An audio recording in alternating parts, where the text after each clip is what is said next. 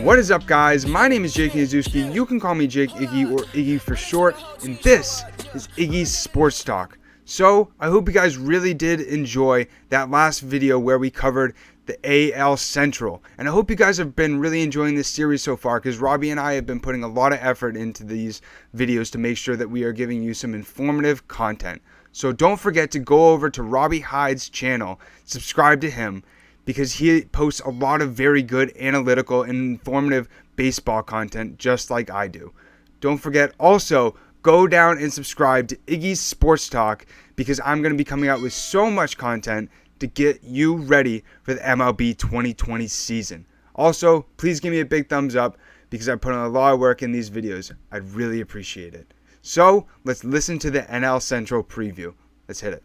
So today, guys, we are going to be breaking down the NL Central. So I am joined with Robbie Hyde, and we're going to be going over some of the teams in the NL Central. And wow, this is really competitive, and there's some teams that, in my opinion, are really going to surprise a lot of people. And one of those teams is the Cincinnati Reds. So they're a team that in 2019 was 75-87. And in my opinion, could be one of the most improved teams in 2020 and for the future. They have the easiest schedule in baseball, so that's already getting them a foot forward from everybody else. But when you look at this rotation, you cannot beat 1 to 5. It really is crazy to me. You got Luis Castillo, you got Sonny Gray, you got Trevor Bauer, you got Anthony DeSclafani, and then you got Wade Miley, who was one of the most productive pitchers in the MLB. Even though he had an ERA of, mid-4, he was able to get guys out from grounders, fly balls, you name it.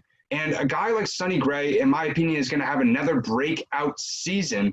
And also, this bullpen, I didn't realize it. It is stacked. You got Rizal, Iglesias, you also got Amir Garrett, who we already knew, and then also Pedro Strump, I think is really going to do well. Even though he didn't do that great for the Cubs last season, I think he's really going to be productive for them. And then we got Michael LaRosen, and then two guys that I think are really kind of underrated, but were very good for the teams last year, was Jesse Biddle for the Braves. He was insane for the Braves. And then when you look at a guy like Robert Stevenson, he used to be a very big top prospect. I think he is really going to do well this season. How do you feel about the Reds, Robbie? Well, definitely one of the teams that won the offseason. Nick Castellanos, Mike Moustakas, got Shogo Akiyama from Japan. Wade Miley was a pretty sneaky signing. Good offseason for them. They crossed off a lot of things that they needed to do. The offense was terrible last year. Castellanos and Moustakas, I mean, they're not going to be the best offensive players in the league, but they're definitely going to be two guys that will really help that lineup. Shogo Akiyama, he has potential to be a pretty decent top-of-the-order kind of guy. But, yeah, with that offense, there's a lot of potential with that offense. I don't think they're going to be a top 5 offense, but I think they could be definitely top 15. You got a guy like Aristides Aquino, who was just going off last year, had 19 home runs, and I think about 56 games, something like that. I'm really interested to see what he can do. I'm looking to see what Joey Votto could do. He had I believe a 940 career OPS, and then last year it was below 800, like around 765, 770, somewhere in there. So I would like to see him have a bounce back year. The offense just struggled last year, but the pitching was really good. Love the pitching. Sonny Gray was great. Luis Castillo was nasty. They added Trevor Bauer, who basically stunk after the trade when he came over. He was pretty good in the first half last year, but he had an ERA close to 6 in the second half. Love the pitching. Absolutely love the pitching. Bullpen was actually 6th last year in the first half, and they kind of struggled in the second half. They ranked 16th in the second half last year, according to Fangraphs. So overall, they came out to around like 12th or 13th bullpen for the whole year. But that's a good sign to me that they had a bullpen that ranked 6th in the first half last year, and it's only a 60-game season. They got some really good pieces in that bullpen. Like you said, Iglesias, Amir Garrett, going blank. Who was the other guy? Pedro Strop they added.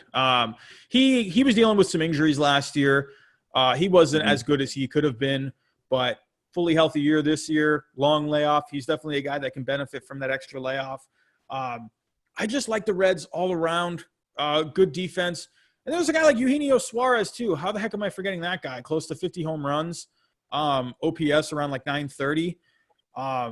Just good stuff all the way around. Like I said, they had a bad offense last year, but he was still chugging along throughout the whole year. And now he's got some other pieces, and he did that really without like any protection in the lineup, which is nuts. But now you got a guy like Moustakas and Castellanos to go with him. I mean, there's protection there now. So I like this Reds team, and I'm picking them to win the Central, but not just because they won the offseason, but they're just so balanced now. They got good stuff all over the place. So who would have thought just a few key moves would do a lot more than what those moves that they made. I mean, yeah, they look good on paper, but they look very good when you look deeper at it. They had a very good offseason. Very good. The White Sox had a good offseason, but in my opinion, the Reds really addressed a lot of needs. Whereas the White Sox, they definitely added some guys, but they didn't really take care of some needs that they needed. But the Reds did. And I really like the Reds this year. Very high on the Reds. I agree with you, and especially you brought up some of the guys like Aquino, who was very good last year. And then when you bring up a guy like Nick Senzel, who adds that depth to that lineup as well. And, they got a lot of good pieces in that lineup. I think it's very underrated in my opinion, but you got a real good quality offense. And then you brought up Suarez, who I think is going to have another MVP type season. And Pacoda has them actually doing pretty well. And they actually had them, like you said, winning the NL Central. But I think with this easy early schedule, I could see them being like the Mariners, starting off hot, and we'll see what they can do down the stretch of the regular season. But I believe that this is going to be one of the best teams in baseball. Yeah, I think the biggest key is honestly going to be Trevor Bauer.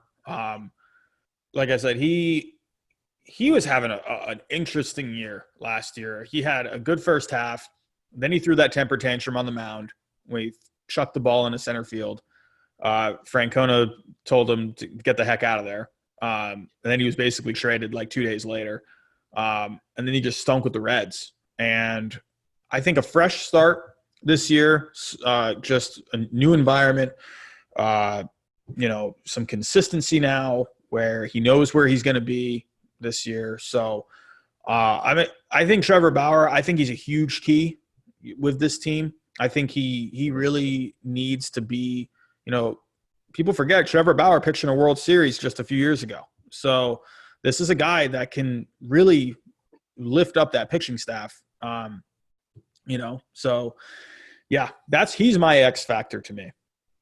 And the Reds got lucky, in my opinion, this past season, because when you look at the rest of the teams in the NL Central, there's nobody that you really get too excited about. You're not like, yep, that team is going to beat the Reds. Because, like, when we get onto a team like the St. Louis Cardinals, last season they were 91-71. They got good pitching, but the rest of that team and the offense doesn't really make me too excited. But when you look at that rotation, it's young and it's stacked. We got Carlos Martinez, we got Jack Flaherty, you got Dakota Hudson, who last year, he's only still 25 years old, 16-7 record with a 3.35 ERA. And Flaherty, he had a really good breakout second half of the season. I know you got some good stats on him with the FIP, but also when you look at some of the guys behind him as well, you got Wainwright, who, in my opinion, it's his last season. Even though he had an awful season in 2019, you know how those guys have it with the chip on their shoulder, especially when they're about to retire. I think that he's going to do really well and be able to try and mentor this rotation for the future. So how do you feel about the Cardinals?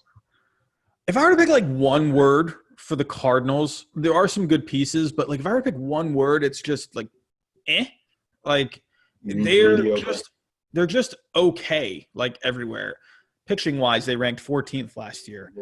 Offense was not great. Starting defense, they were fine. Just an kind of a team. Yeah, like you mentioned, Flaherty. He had a 2.75 ERA, but he had a FIP of 3.46, which is not bad by any means. But he gave up a lot of home runs last year, and he gave up a lot of fly balls. So he had one of the higher home run to fly ball ratios last year. He gave up 25 home runs last year, which was a decent amount. So luckily his ERA was, pretty low. He had a very low whip as well, I believe below 1, around like 0.98, something like that. Wow. But yeah, I mean, Flaherty's the real deal. He's definitely one of the better pitchers in the league. Personally, I'm not going to say he's top 10 personally. Some people will. I think he's more of like a top 13, top 12 kind of a guy. But he's definitely, but he's young. Hey, I mean, like I said, 3.46 FIP is not bad. That's not bad at all. It's just more pointing out the fact that it was higher than his ERA. So that suggests, but he also had a good defense behind him as well. So they definitely, like I said, he gave up a lot of fly balls last year, but he had good defense in the outfield. So I think they helped him out a little bit with some of those fly balls. Marcell Ozuna, he was actually pretty decent on defense last year. So he definitely helped him out a little bit. But yeah, they have one of the best defensive center fielders in the game, Harrison Bader, probably, if honestly, the best defensive center fielder in the game. He definitely helped him out last year. Tommy Edman was out there. So Flaherty, he's very good. It's not that I'm saying he's not good. It's just I think he just needs to kind of work on a couple of things to really establish himself as a top 10 guy, at least in my opinion. I know some people will disagree with me, but yeah, he needs to kind of cut down the home runs a little bit and the fly balls. I think I would like for him to get some more ground balls, a few more strikeouts. Yeah, he's on his way. He's definitely on his way. Yeah, Flaherty is a guy who is still young, but I understand where you're coming from because everybody after last season, this kid is a top 5 pitcher in the league. He's going to be a Cy Young for years to come. Like, there was just so much hype, and I get where you're coming from, where you're just like, everybody take a deep breath. Let's look at the stats a little bit. He's still young. Let's tone down the hype a little bit. Let's see what he does this next year. This next year, let's say he goes out there and has like a 2.25 ERA and actually performs, lowers those home runs. Then we can start putting him in the conversation of top 5, top 8, top 10, you know what I mean? But with this offense, Paul Goldschmidt's the only one there that really is eye-opening to me. And then when you look at another guy who I really think has to play a big role for this offense to do anything is Tommy Edman. He's a guy who really did well last year, but some guys that you brought up, a guy like Harrison Bader, insane on defense, awful on offense last year. He had a 205 average. Then when you look at another guy who was really exciting, I was very excited to see how he did. He's only 25 years old, is Tyler O'Neill. He had a very disappointing season as well in 2019. Then the only other guy that you can really think about that is going to do something for this lineup, Dexter Fowler. But he's not the same Dexter Fowler that we saw with the Cubs. He has some good production. I saw that he had over 20 home runs last year, but his average was down in like 249 or something like that. The Cardinals, I agree with you. They're an team. They're fine. They're okay. They're just mediocre. And Bakota agrees with you as well. They slate them as having a 30.4 wins and then also a 29.6 losses with a 31.5% chance of making the playoffs, which is actually very high to me in my opinion. But it'll be interesting to see what happens with the Cardinals. Yeah, I mean, there's definitely some fun things to keep an eye out for. There's Dylan Carlson, their top prospect. He should be getting some playing time this year. He's a switch hitter, hits well from both sides of the plate, hit for average, hit for power, good on defense. He's a center fielder. Some scouts think he's more left, right field instead.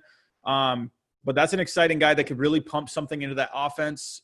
I could see if they're struggling, like kind of right off the bat offensively, if they're not scoring any runs, that's a guy I think they can take from the player pool and be like, all right, get out there. Like, just let's see what you can do, and I think that's a kind of a guy with Edman that can put some energy into that lineup. The lineup just doesn't have energy to me. I mean, yeah, they got like a guy like Colton Wong, Paul Goldschmidt, but it's just such like a lineup. Like there's no electricity. Like there's like, I think a guy like Dylan Carlson is someone that can just inject a spark into that team.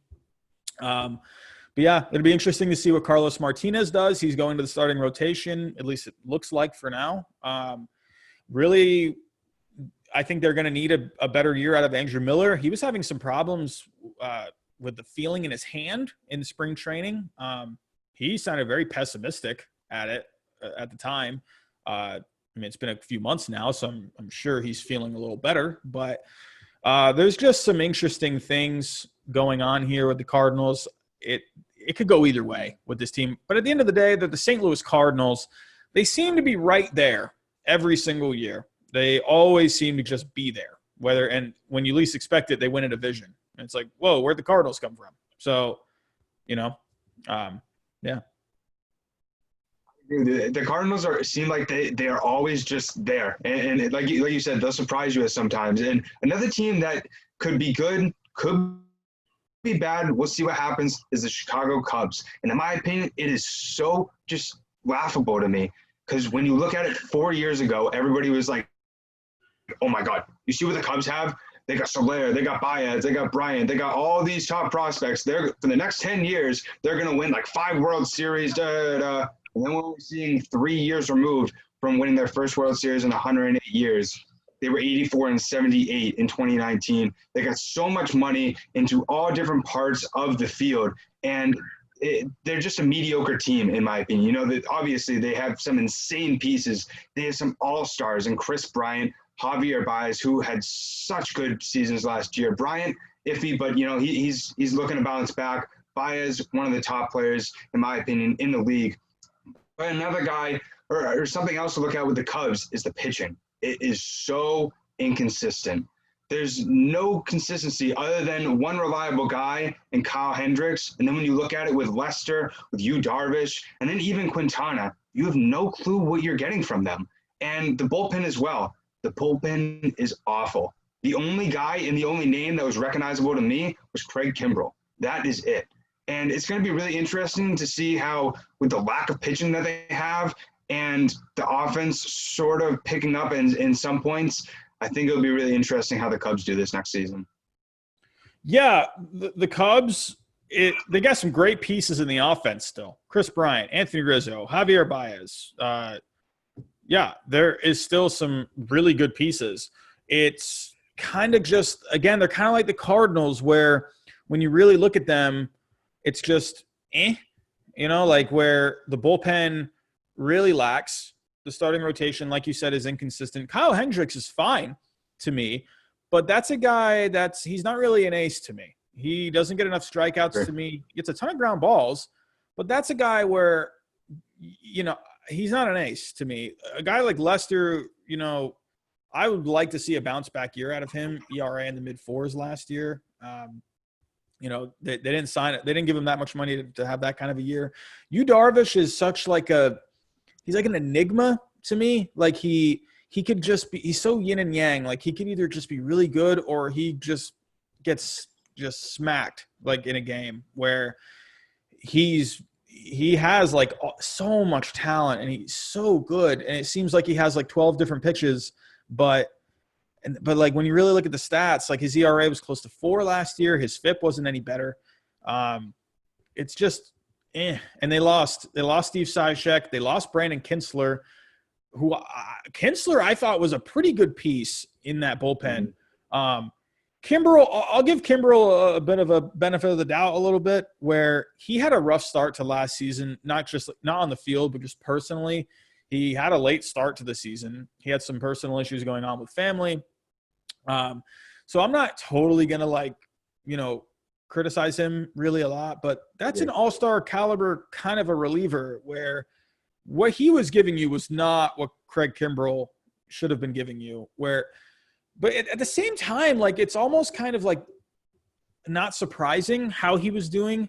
Kind of just when you were looking at what he was doing with the Red Sox in the 2018 postseason, he was giving me a heart attack every single time he came out. So I don't know if something was just happening with him mechanically around that time where something was off, and I think he was tipping some pitches as well. I'm not sure if that just carried over with the Cubs, but he did not have a good start to last year. I felt for him, because there was some family stuff going on with him, but I I think just a fresh start to this year. I think just a normal well, you want to say normal, but it was going to be a normal start with spring training. So I expect him to do better this year. I would expect an ERA maybe somewhere in the 3s. I think he will be better. But overall with the Cubs, it's just like I said, I did mention earlier where they were okay defensively, but there are still some guys like a Wilson Contreras, good offensively, but he's still working on things.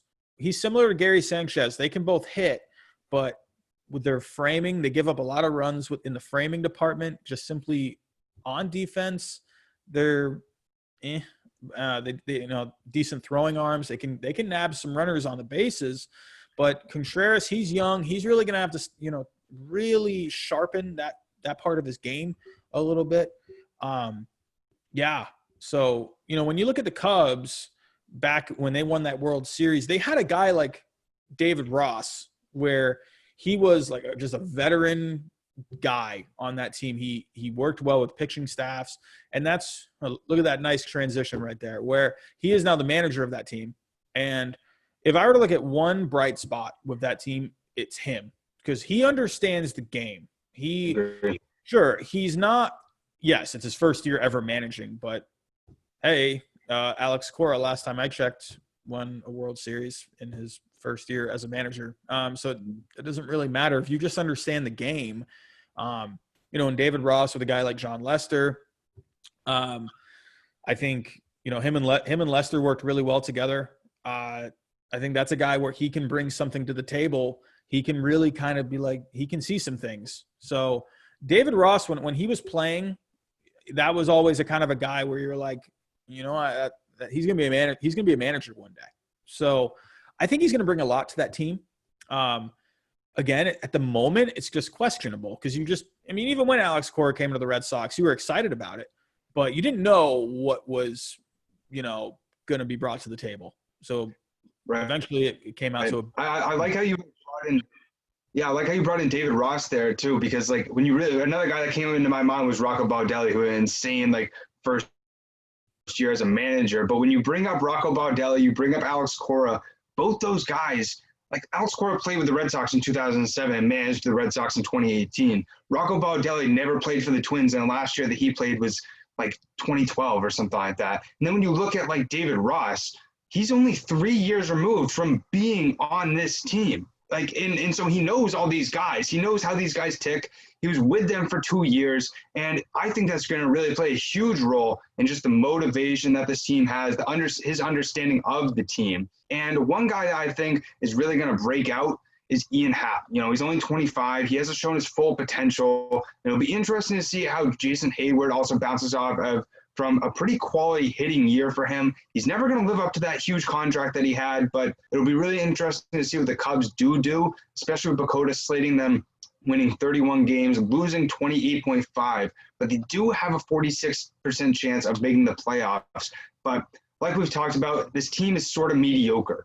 And we could say the same thing about another team like the Milwaukee Brewers, who in 2019 had an 89-73 record, and their pitching just isn't something to get excited about. We got Brendan Woodruff, we got Adrian Hauser, both good pitchers. They're going to have to carry the rotation because when you look at the rest of it, there's nothing really, like I said, to be excited about. Other than maybe a guy like Josh Lindrum, who had a breakout year over in Korea, was the KOB MVP. But I really see this rotation being up in the air to where you don't really know what they're going to do. And we can see them being the Achilles heel of this team. But also when you look at that bullpen, they got a good bullpen too, headed by Hader as well. But we'll see what happens with the Milwaukee Brewers. How do you feel about it, Robbie?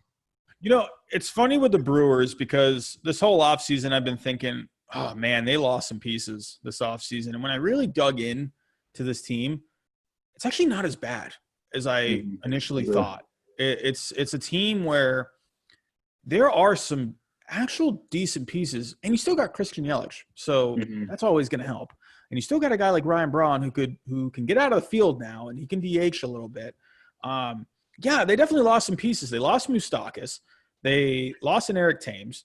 But they got a guy like Keston Hiura now who can take over from Moustakas. A little shaky with the fielding, but the guy can hit out of his mind. They brought in a guy like Brock Holt who can play all over the place. I love Brock Holt. I'll always love Brock Holt. I was very sad when he left the Red Sox, but if there's one team where he would go to and I could still absolutely love him, it is the Brewers. They, and in the starting rotation, Brandon Woodruff, he had an ERA below 4 last year. And like you mentioned earlier, Josh Lindblom, I've really gotten into the KBO, since there's been no other sports on. He did really good in the KBO last year. Yes, you mentioned he was the MVP, but for good reason. 2.5 ERA, like around 186 strikeouts last year. I mean, yes, it's the KBO. I understand that. But if you take that and you come over to the majors, okay, maybe, I don't know, maybe around like 140, 150 strikeouts, maybe an ERA mid-3s instead of mid-2s. That's still pretty solid. I mean, heck, even if you give you a 4 ERA, that's still fine. You got a guy like Craig Counsell who just knows how to push the buttons. He just seems to push a lot of the right buttons all the time. Still got Josh Hader. I'm a little cautious with Hader a little bit because not that he didn't do good last year, but his numbers have been kind of steadily increasing. ERA has gone up a little bit. His WHIP has gone up a little bit each of the past 3 years. So I'm interesting to see. He had that rough time in the wild card game last year. So yeah, but there's still a lot to like about this Brewers team. Very excited. Like I mentioned earlier, Keston Hiura, the guy just hits. Like, it's crazy how much he hits. He has to shore it up a little bit on the defense. So I'm wondering if that could end up hurting the team a little bit. Moustakas, he was neither good nor bad defensively. Moustakas was just kind of there last year. But yeah, I think this team still has a chance, especially in a 60-game season. But in a regular 162-game season, I would question the depth a little bit. There's not much in the minors. So in a longer season, I could see maybe like an 80 to 84 win team in a regular season, but in 60 games, it's possible. I mean, absolutely. Especially with a guy like Avisail Garcia, who had a breakout season last year with the Rays. And then one guy that I was looking at that I completely forgot that he was even in the league, and you're going to be surprised by the name, is Logan Morrison. He is not too far removed from a 38-homer season in 2018. And I had no clue that he was playing in AAA for the majority of the season. When you look at his numbers, obviously it's AAA. Logan Morrison's been in the league for over 10 years. But when you look at a guy that's like 34 years old, he's not going to be hitting 308 with 18 home runs if he doesn't have something left in the tank. And so, in my opinion, you could see that guy like Logan Morrison actually do some pretty good things for the Brewers, especially now that they have a universal DH all throughout the MLB. But when you also look at a guy like you brought up, Holt, Sogard had a really good season last year, and he's like 32, 34, which that really surprised me as well. But Bakota has them being 500. They're going 30-30, which I thought was kind of interesting because it's the same exact record as the Red Sox. I don't agree with that. But they have a 28% chance of making the playoffs. And I don't think that this team is really going to, light the world on fire. But I think that they could actually surprise a lot of people. Yeah, and there's one guy we haven't mentioned either. He is like, to me, like, if I don't know if you've seen Moneyball, it's one of my favorite movies. But when, remember Scott Hatteberg in Moneyball where he could just get on base and he could hit some home runs? That's what Justin Smoke is like. That guy, he gets on base. He's not going to hit for a very high average, but he's a guy like that is like such a typical, that is like an Oakland A's Moneyball kind of a guy where he can just hit for some power. He can drive in some runs, but he gets on base. So I actually kind of liked that signing. I was even maybe thinking when, the Red Sox are going through their offseason, I thought maybe that was a guy Chaim Bloom could look at just because he's a little cheaper. Because I wasn't sure what was going on with Moreland at the time. So I thought, hey, maybe Justin Smoke's a guy. He's, he's not going to light the world on fire, but he's going to hit some home runs. He gets on base. So I like that signing for the Brewers. I like it. And then so the last team in the NL Central, one team that when you look at it and you hear the Pittsburgh Pirates, you think, oh, they're in rebuild mode. That's not that great of a team. I looked at this roster. It really surprised me. Their pitching, their rotation isn't as bad as a lot of people think. They got Musgrove, who hasn't really showed his full potential, but he was really good 2 years ago. Archer is a guy who could potentially break out. He had a pretty awful season last year. And then another guy who, as well, Trevor Williams. He had like a 5 ERA last year. When you look in 2018, a 3.11 ERA. He's a guy that, especially as we've been talking about it through all these previews, with this long stretch, especially for pitchers, they got a lot of time to work on their stuff. They got a lot of time to recover. Who knows how a guy like Trevor Williams would be able to perform? And then when you look at that offense, Josh Bell, 37 home runs last year. Colin Moran, another quality bat in that lineup. And then one guy to really look at, Brian Reynolds. Very exciting. 3.14 average in his rookie season. I was very surprised, like I said, by this Pirates team, and I'm pretty excited to see what's going to happen with them. Yeah, I like Brian Reynolds. I like Adam Frazier. I like Josh Bell. Would like to see what Musgrove can do. Not the best year last year, but he has something there. This is a team, they're on the level of like a Royals, a Tigers, Orioles, Mariners. They're a team that's still, they're trying to figure some stuff out a little bit for the future. I'm really looking at a couple of prospects here. Ke'Bryan Hayes, third base prospect. That's a guy that could potentially have a long future in the major leagues. Still working on the bat a little bit. He hit 261 last year, 10 homers. But he is one of the best defensive players in the minor leagues. Just has such a smooth glove out at third base, a really tough position. That's a guy to keep an eye out for this year. There's a Mitch Keller. He actually was with the Pirates a little bit last year. He was pretty terrible. He had an ERA, I believe, above 7. Yeah, he was not very good. But AAA last year, he had an ERA in the mid-3s. That's a guy to keep an eye out for. And then they drafted Nick Gonzalez. That was a guy who was a high-level player in college for New Mexico State. Who knows if maybe – I don't think they will, but who knows? Maybe they want to have some fun, throw him out there a little bit. Probably not. But, it's more just the future. I would imagine – there could be some whispers trade-wise, for maybe like a guy like Josh Bell. Now that they have the DH, they could just stick him there. He was terrible defensively, but the guy can hit. So maybe now with the DH, they'll want to hang on to that kind of a guy. But, I could see this is a team where they're going to throw some guys out there, listen to some trade offers on some guys, So exciting future. Yeah, but this year – Right. I can see Polanco being another guy that they could probably try and trade as well. Yeah. There's a lot of pieces there, and that's what really surprised me is like when we were talking about like the Orioles or the Royals or the Tigers, there wasn't like some actually pretty good MLB talent there, but just around the horn, I don't really see them, doing really too much just because of the lack of like actual like quality talent. But in my opinion, I could see them winning more games than people actually think. And Pacoda has them winning 26, losing 34 with a 3.6 chance of making the playoffs. So I wanted to get to the most surprising and the most surprising team for the NL Central. So for me, the most surprising is the Milwaukee Brewers. I really, like we talked about, that depth is there. I really think that pitching staff could potentially really surprise a lot of people. And then for me, the most disappointing is the Chicago Cubs. I just don't see that team really doing too much. Obviously, they have a good lineup, but with the expectations that really people are putting on them just because the talent that they have there, I don't think that they're just going to live up to it.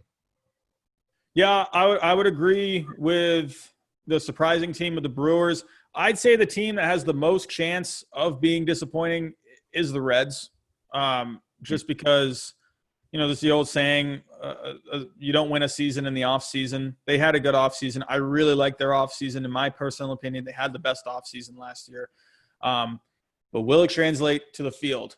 You don't know. So that's the only thing. I think it will. But I know if that they don't perform and if they don't get at least a wild card game, I would be very disappointed. I mean, to me, they just because of the fact is you don't know, especially with a guy like Shogo Akiyama from Japan, you don't know what he's going to give you. Who knows if is Trevor Bauer going to bounce back? I would assume he will. You know, how's Eugenio Suarez going to do? He had a pretty monster year. I mean, I'd imagine he's probably not going to hit that many home runs again this year. That'd be awesome if he did, but how's he going to do this year? Castellanos, where's he going to fit in? Is he going to play more in the field? Is he going to DH more? You know, I think the Reds have the most potential to be disappointing, kind of just because there are still, I love the team, but there are still some question marks to me. If the Cubs didn't make, you know, the playoffs this year, I wouldn't be surprised. So that's why, like, I'm not saying they're going to be the most disappointing, just because they're kind of just like them and the Cardinals are just like So yeah, most surprising to me, Brewers. Most potential for disappointment is the Reds.